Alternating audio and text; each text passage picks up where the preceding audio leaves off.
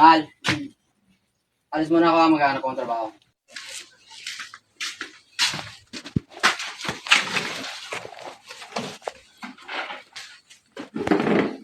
Oh, andito ka na pala. Anong pinalusot mo sa asawa mo? Maghanap lang akong trabaho. Okay. Tara, laro. Tayo na kayo. Kaya, O, cut. Si Cassandra, huwag kang bida-bida. Porkit mayaman ka. Ito, inaayos ko lang. Hindi ko.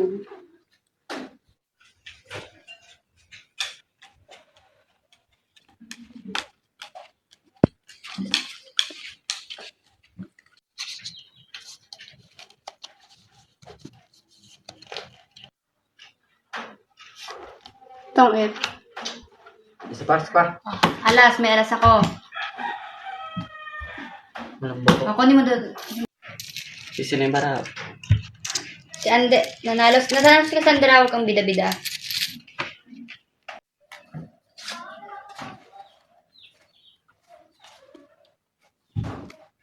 Tongit. Oh, ang sarting buhay. Talo na naman. O, ba't nagdadab ka na? Wala ka na atang pera. Meron pa. Isa pa. Okay. O, paano ba yan? Tongit na ako dito. Sarte mo, boy! Ito na, paano ito? 2 alas. Talo na naman yun. May pantaya ka pa ba? May pantaya ka pa ba? Wala na.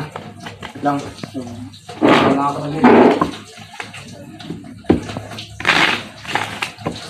Hindi, tignan natin kung ano yung mga, kung saan siya kumukuha ng mga pera. Tara. Pantaya, tara.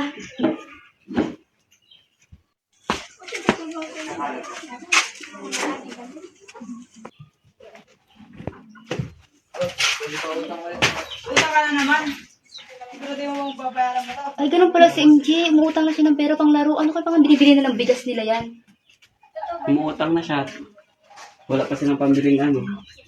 Pinatalo niya lang din, inuutang niya. Kawawa naman yung pamilya niya yan. Boss, pwede makautang, boss. Kano ba tayo mo? Ay, pangpunan lang sa kasugal, boss. Ilan? 50 lang.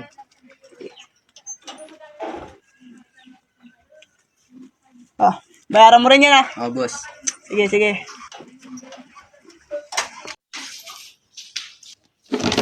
Sasali ka ulit? Saan ka ng pera mo? Basta, diskarte ko na. Okay, taya. Saya. Mayaman ka muna ngayon, MJ ah. Kailangan ko pa ng pera mo. Diyan lang sa tabi-tabi.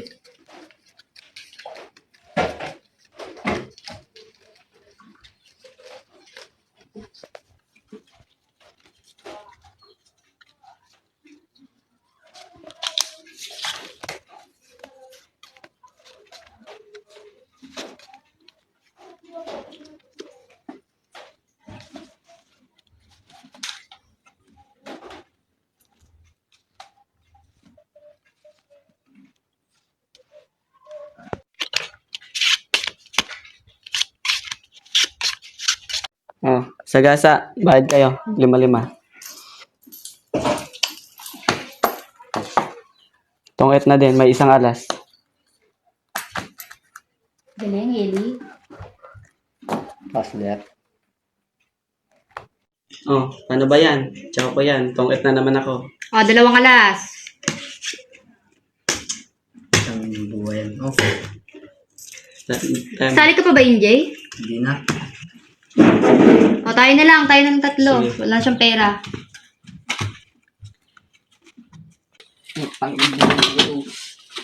Ang malas! Dahil sa'yo, nagkamalas-malas ang buhay ko. Bakit? Ano bang nangyari? Wala!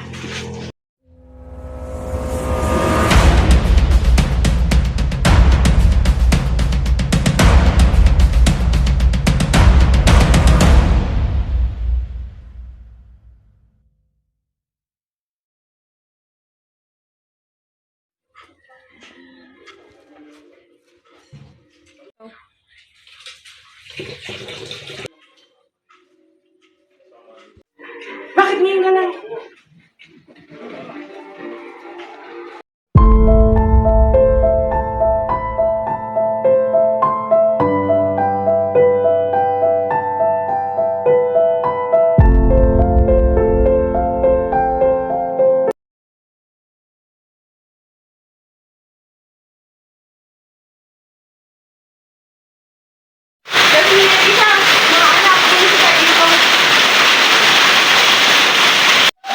kayo pumunta?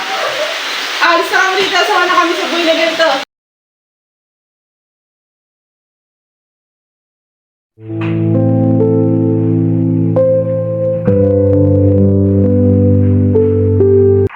Kamusta ka? Ako nga pala si Aya Di Makali. May tubig dyan anytime na gusto mong uminom, feel free ka. Ano nga palang pangalan mo? Ako po si Elizabeth Barrett. Nagagalak ako dahil nandito ka. Ano nga palang nais mong sabihin sa akin? O yung sugat mo, magaling na ba yan? Gusto mo bang pagamutin na natin yan para gumaling ka? Okay ba po? Wala ka na bang ibang nararamdaman sa katawan mo ngayon? Wala naman. May gusto ka bang sabihin sa akin?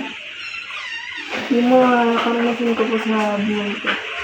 Pero alam mo naman na bago natin simulan ang ating mga pag-uusap,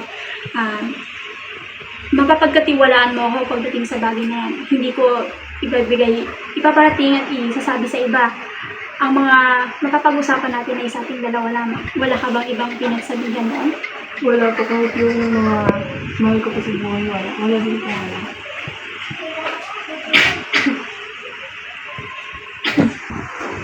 Ngayon, handa ka na bang ibahagi ang nararamdaman mo?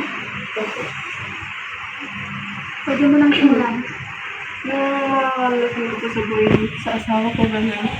Tapos po yung pinabugbog niya ako.